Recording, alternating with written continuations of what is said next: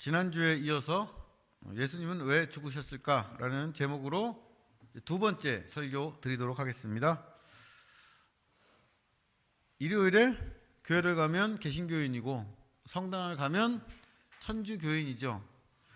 라마단 기간에 메카로 순례를 가면 이슬람 교도이고 4월 초파일에 절에 가면 불교 신자입니다. 대부분의 종교에는 이렇게 특별한 시간과 특별한 공간이 있죠. 주일, 라마단, 4월 초파일 이런 특별한 시간과 교회, 성당, 메카, 절 이런 특별한 공간에서 자신들이 믿는 신에게 기도하고 찬양하고 예배하는 것이 종교 생활의 기본입니다. 유대인들에게도 안식일이라는 거룩한 시간과 성전이라는 거룩한 공간이 있었습니다. 그리고 이것이 유대교를 지탱하는 두 개의 큰 기둥이었죠. 지난주 우리는 안식일에 관련한 사건을 살펴봤습니다. 유대인들에게 안식일이 있습니다.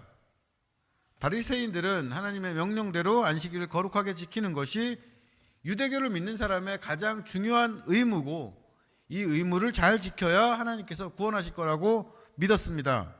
그런데 예수님께서 거듭해서 바리새인들이 정한 안식의 율법을 어깁니다. 예수님도 안식일이 필요하다는 건 인정하십니다.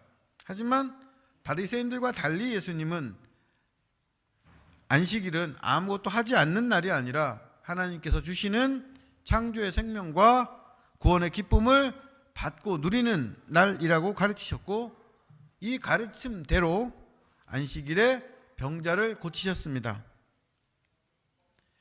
안식일이란 이 시간의 의미를 새롭게 정의하고 또 행동하는 건 바리새인에 대한 도전이었죠. 그동안 안식일은 바리새인들의 시간이었습니다. 바리새인들에게는 안식일에 무엇을 해야 할지 정하는 권위가 있었고 이 권위로 세상을 움직이는 권세를 가졌는데 예수님이 이 권위와 권세를 위협하니까 죽일 계획을 세웁니다. 바리새인이 안식일이라는 시간을 관리하는 사람들이었다면 사두개인은 성전이라는 공간을 관리하는 사람들이었습니다. 대제사장을 우두머리로 해서 예루살렘 성전을 관리하면서 예배와 제사를 전담했던 사람들이 사두개인들입니다. 다윗 왕 시절에 아들 압살롬에 의해서 반란이 일어납니다. 그때 다른 제사장들은 다 대세를 따라서 압살롬 편에 섰는데 사독이라는 제사장과 아비아달이라는 제사장 이 두 사람만 끝까지 다윗의 편이었어요. 그래서 압살롬의 반란이 끝나고 다윗이 다시 권력을 잡았을 때 이 사독과 아비아달이 제사장 중에서 가장 높은 자리에 오르게 됩니다. 제사장 투톱이 사독, 아비아달 이 두 사람이었습니다. 그런데 그 후에 다윗의 왕위를 노리면서 넷째 아들 아도니아와 솔로몬이 또 권력 투쟁을 벌여요. 그런데 이때 아비아달은 아도니아 편에 서고 사독은 솔로몬 편에 섭니다.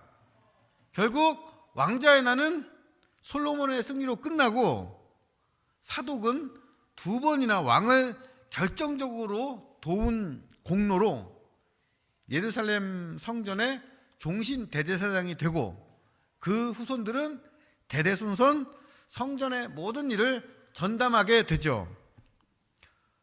성경학자들은 이 사독 제사장의 가문과 후손에게서 사두개인이 유래했다고 연구 결과를 얘기합니다. 사독, 사두개인 이렇게 되는 겁니다. 사두개인들은 그 숫자가 많지는 않지만 예루살렘 성전을 독점하는 막강한 권력을 가지고 있었습니다. 예루살렘 성전을 처음 지은 사람이 솔로몬이죠. 이때 지은 성전을 솔로몬 성전 제1성전이라고 합니다. 그런데 바벨론에 의해서 이 성전이 파괴됩니다. 다른 곳은 몰라도 하나님이 계신 성전은 절대 파괴되지 않을 거라고 믿었는데 이 성전이 무너지고 성전의 물건들을 약탈당했을 때 유대인들은 아주 큰 충격을 받았습니다. 하지만 그 사람들 중에는 바벨론의 포로로 끌려가 있으면서도 하나님께서 반드시 성전을 다시 세울 거라고 믿었던 사람들이 있었습니다. 그리고 이 믿음대로 유대인들은 70년 뒤에 포로에서 풀려나서 고향 땅으로 돌아오죠. 그리고 이 돌아온 사람들은 무너진 성전을 재건합니다. 이때 활약했던 사람들이 학개, 느헤미야 이런 사람들이죠. 이렇게 포로로 돌아온 유대인들이 두 번째로 세운 성전을 제2성전이라고 합니다. 그런데 이 제2성전은 솔로몬 성전보다 훨씬 규모가 작았어요. 성전이 완성되었을 때 옛날 성전을 기억했던 노인들이 이건 너무 초라하다 이러면서 눈물을 흘릴 정도였습니다. 어쨌든 두 번째 성전이 지어졌고 세월 속에서 이런저런 격변을 겪다가 유대 지역의 통치권이 헤롯 왕에게 돌아갑니다. 그런데 헤롯은 야곱을 조상으로 하는 정통 유대인이 아니라 에서를 조상으로 하는 에돔 사람이에요. 그래서 유대인들이 헤롯을 자기 왕으로 인정을 안 합니다. 헤롯은 이런 정통성 문제를 해결하고 백성들의 마음을 얻으려고 예루살렘 성전을 재건축합니다. 성전을 고치고 크게 확장해서 자신을 하나님을 잘 섬기는 지도자로 포장한 헤롯은 종교적으로 자기를 지지해 줄 세력이 필요했어요. 그래서 대대로 성전과 제사를 담당했던 사두개파와 손을 잡습니다. 헤롯은 사두개인들에게 예루살렘 성전에 대한 독점권을 주는 대신에 이 사람들이 자신을 지지해 주도록 결탁했죠. 이렇게 해서 예수님 시대에는 예루살렘에 거대하게 새로 지은 성전이 있었고 헤롯이란 정치 세력과 사두개인이란 종교 세력이 결탁했고 예루살렘 성전을 다스리는 사두개인은 최고의 전성기를 맞이했습니다.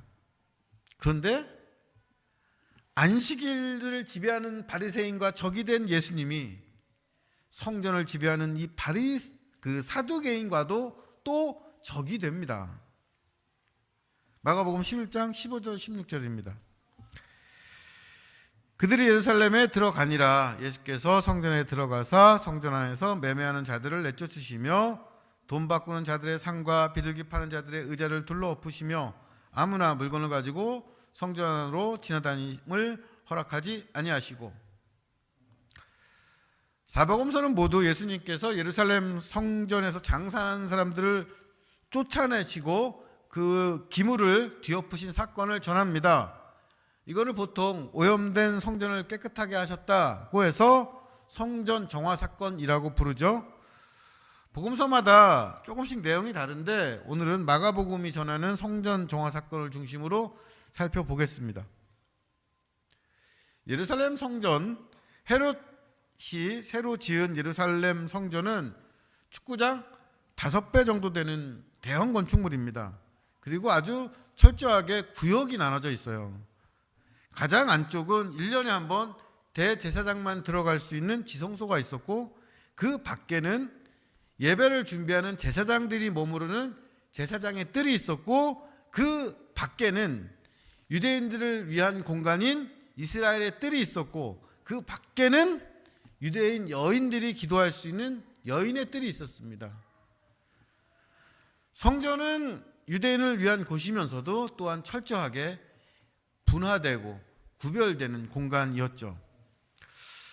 그런데 이 성전 바깥에 넓은 마당이 있는데 여기는 유대인뿐 아니라 이방인들도 들어올 수 있는 곳이었습니다.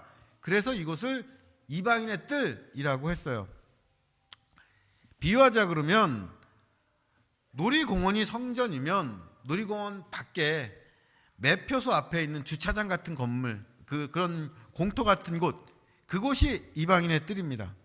그리고 예수님께서 성전 정화 사건을 벌인 장소가 바로 이 이방인의 뜰이에요.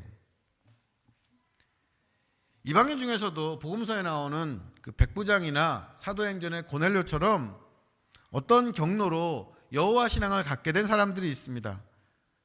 이방인의 뜰은 이런 이방인 출신 유대교 신자들을 위한 공간이었는데, 예루살렘 성전을 관리하는 사두개인들이 보니까 이 이방인의 뜰이 아까운 거예요.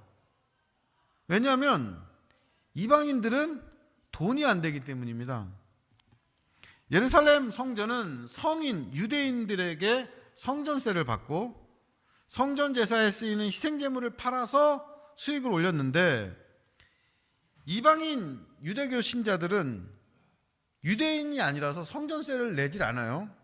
또 성전 제사를 드릴 의무도 없고 권리도 없어서 희생제물을 드릴 수도 없습니다. 그래서 사두개인들이 보기에 이방인 뜰에서 기도만 하고 가는 이방인 유대교 신자는 아무리 숫자가 많아도 돈이 안 되는 일종의 공짜 관광객 같은 거예요.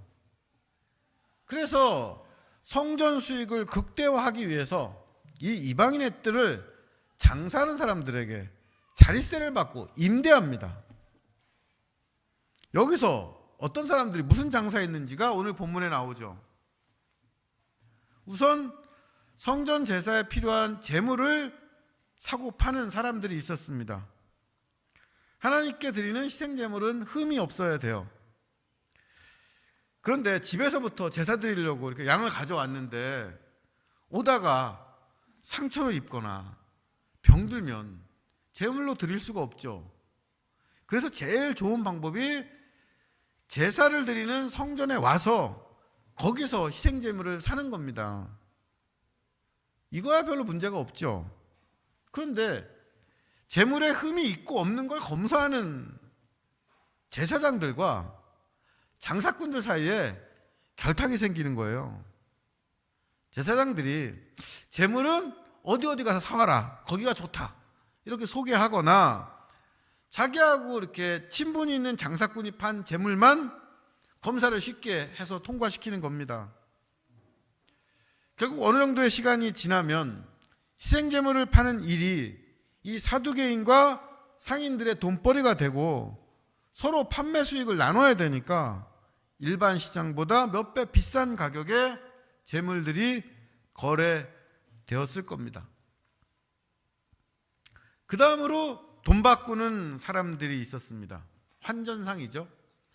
당시에 20살 이상 된 유대인들은 의무적으로 성전세를 바쳐야 되는데 우리 돈으로 한 10만 원 정도 돼요.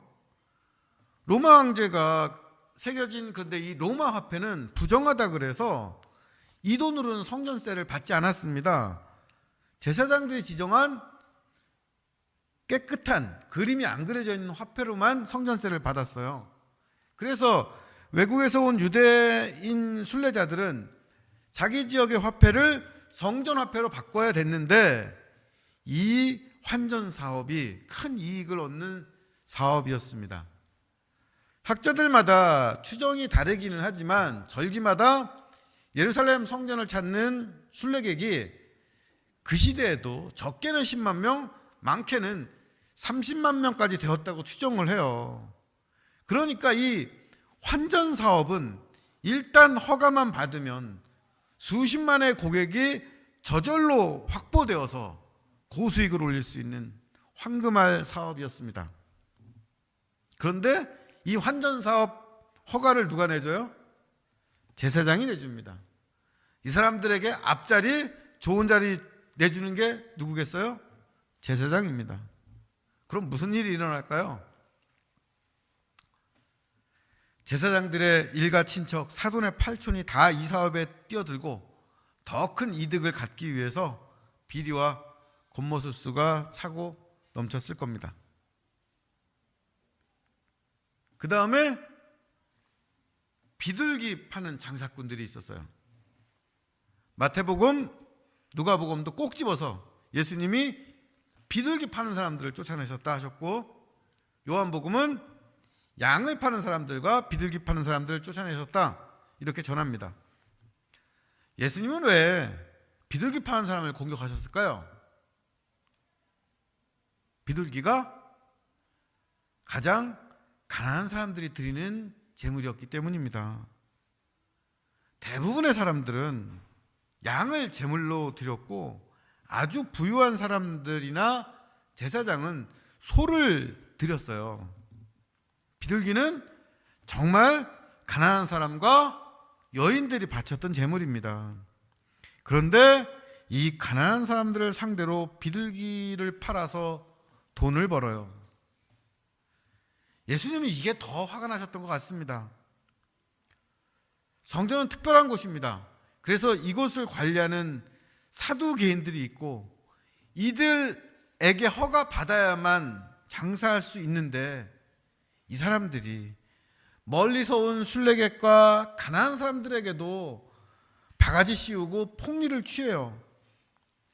거룩한 성전이 누구에게는 돈을 버는 장소, 누구에게는 돈이 없는 게 서러워지는 장소가 되는 겁니다. 예수님께서는 이렇게 성전에서 장사하는 사람들을 쫓아내신 후에 누구도 물건을 가지고 성전 안으로 지나가지 못하게 막으셨습니다. 여기서 물건은 성전에서 제사 드리는 데 사용하는 그 그릇 같은 그런 물품이에요. 예수님께서는 이 시장터가 된 성전에서 하나님께 제사 드리면 안 돼, 이러면서 이렇게 방해하고 막으셨던 겁니다. 예수님께서는 성전 유지에 필요한 성전세를 거부하거나 하나님께 드리는 제사 자체를 부정하신 게 아니죠. 예수님께서 분노하신 건 서로 결탁해서 순례객과 백성들을 상대로 돈벌이하는 성전의 타락이었고, 가장 가난한 사람들의 호주머니까지 털어가는 그 욕심이었습니다. 이런 종교의 타락과 탐욕으로 가장 상처받았던 사람들이 누굴까요? 진심으로 하나님 믿고자 했던 사람들, 유대교에 진리가 있다고 믿었던 유대교 신자들이었습니다. 사실 그 예루살렘 성전에서 있는 그 장사요, 이게 그 시대에 다른 신전에는 당연하게 흔하게 있던 일이었습니다. 다른 종교, 다른 신전에서는 먹고 마시는 거, 거기서 장사하는 거 다 허용이 되었어요. 그런데 여호와 하나님을 진실로 경외하는 사람들은 다른 데는 그래도 예루살렘 성전만은 그러면 안 되지 않느냐 생각했고, 다른 신전과 다를 바 없이 변해가는 성전 모습에 마음 아팠던 거죠. 성전을 더 사랑하는 사람일수록 성전의 타락에 더 가슴이 아픕니다.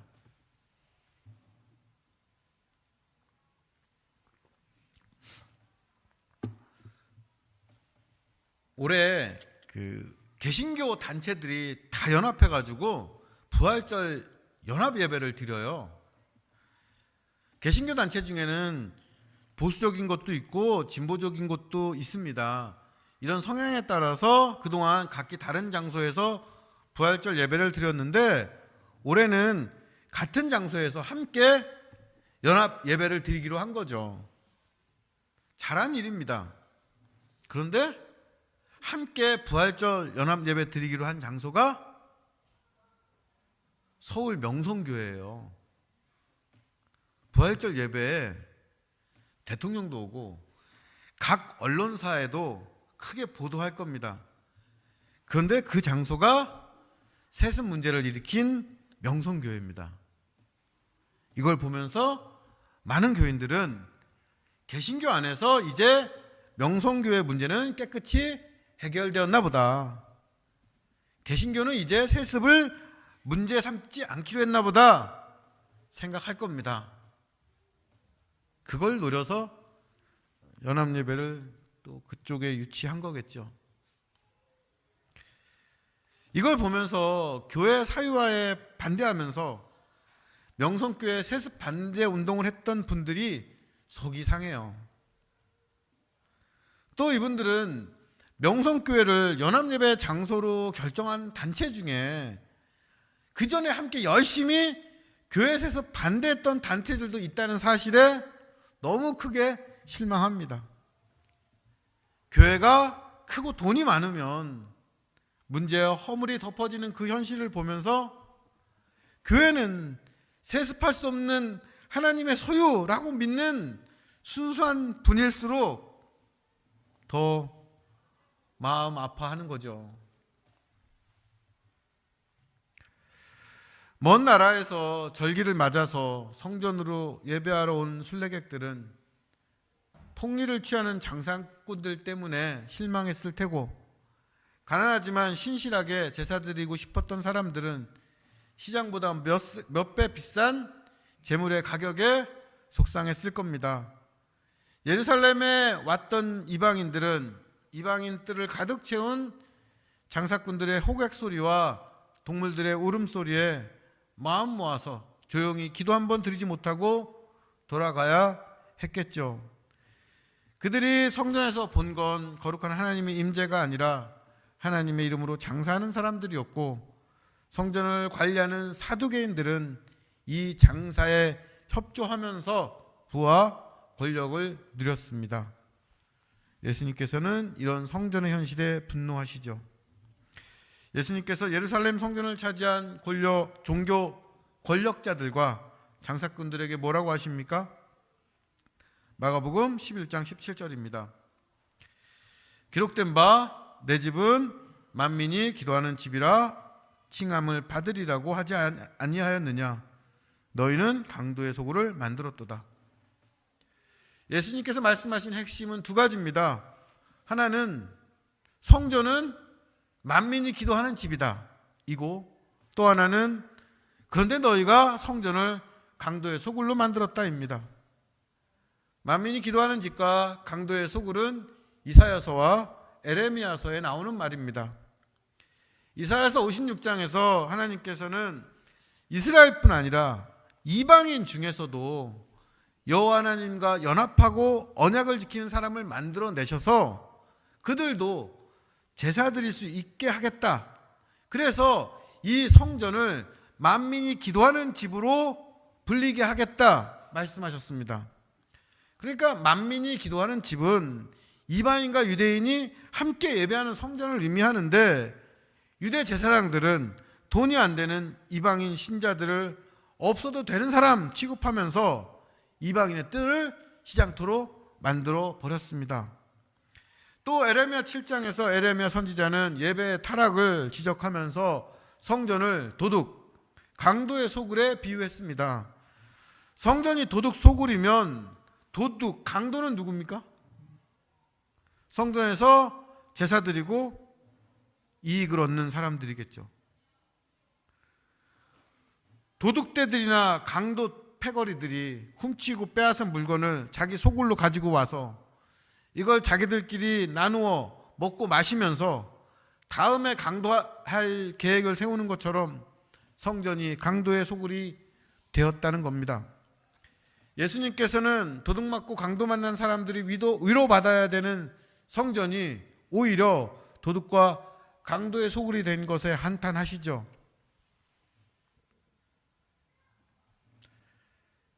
예수님은 안식일 때문에 바리새인들과 충돌하셨고 성전 때문에 사두개인들과 충돌하십니다. 비유하자면 바리새인들은 지방에 기반을 둔 중소기업이고 사두개인은 서울에 본사가 있는 대기업 같아요.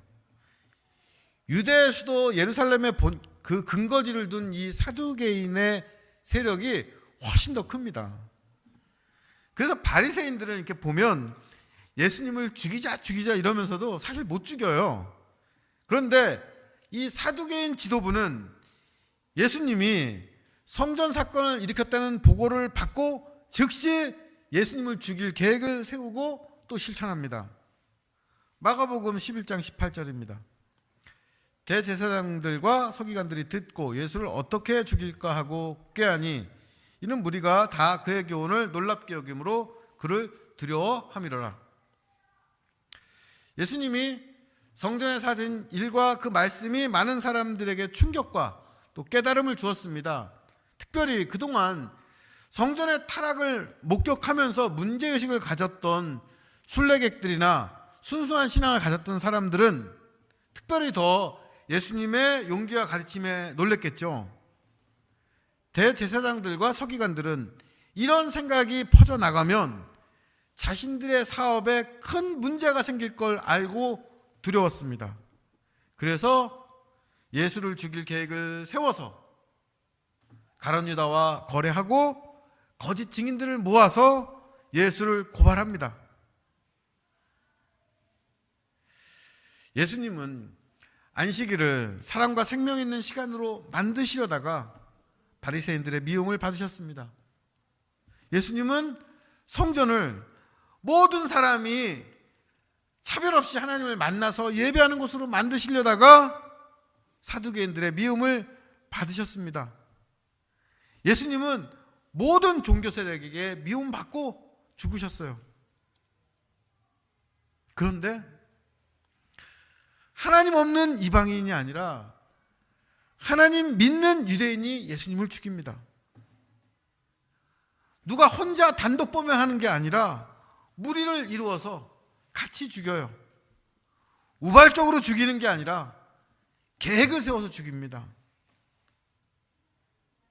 바리새인과 서기관, 나쁘고 악한 인간의 모델이 아니에요. 오히려 하나님 잘 믿는 사람, 선한 사람, 옳은 인간의 모델입니다.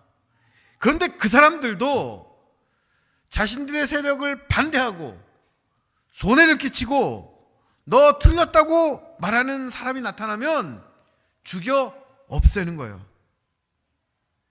예수님의 십자가는 바리새인과 사두개인들만의 죄가 아니라 모든 인간에게 숨겨져 있는 근본적인 죄를 드러냅니다. 나와 다른 인간과는 함께 살고 싶지 않고 내게 손해 끼치는 인간은 없애버리고 싶고 내 신념과는 다른 사람은 처단하고 마는 인간의 근본적인 폭력성입니다. 인간은 구원의 수단으로 주신 그 안식일과 성전마저 자기들의 이익을 위해서 변질시키고 이용합니다. 또 이렇게 얻게 된 자기 이익을 지키기 위해서 그 어떤 사람이라도 죽일 수 있는 폭력성을 갖고 있죠. 예수님의 죽음과 십자가는 이러한 이기적인 욕망과 폭력성이 우리 모두에게 인간의 근본적인 죄인 것을 드러내 알려줍니다. 이사야서 53장 5절입니다. 그가 찔림은 우리의 허물 때문이요 그가 상함은 우리의 죄악 때문이라. 그가 징계를 받음으로 우리는 평화를 누리고 그가 채찍에 맞음으로 우리는 나음을 받았도다. 그가 찔림은 우리의 허물 때문이고 그가 상함은 우리의 죄악 때문입니다. 예수님께서 바리새인과 사두개인 때문에 죽은 것처럼 보이지만 바리새인과 사두개인이 예수님을 죽게 한 그 이기심과 폭력성은 우리를 포함한 모든 인간의 허물과 죄악이기도 합니다. 그러나 인간의 이기심과 폭력성에 의해서 징계받고 채찍 맞으신 그 예수님이 죽고 부활하셔서 참된 안식과 참된 성전 되게 하시는 것이 하나님의 구원 계획입니다. 부활하신 예수님께서 이 세상에 생명과 평안을 주시는 참된 안식일 되시고 하나님과 인간이 만나는 참된 성전이 되셔서 우리는 예수 그리스도 안에서 평화를 누리고 나음을 받습니다. 예수 그리스도 안에서 믿음과 소망과 사랑으로 서로 연결되고 성전이 되어가면서 성령 안에서 하나님이 거하실 처소로 함께 지어져 가는 우리 주사랑교회와 성도 되시기를 간절히 바라고 축복합니다. 함께 말씀 기억하시면서 기도하죠.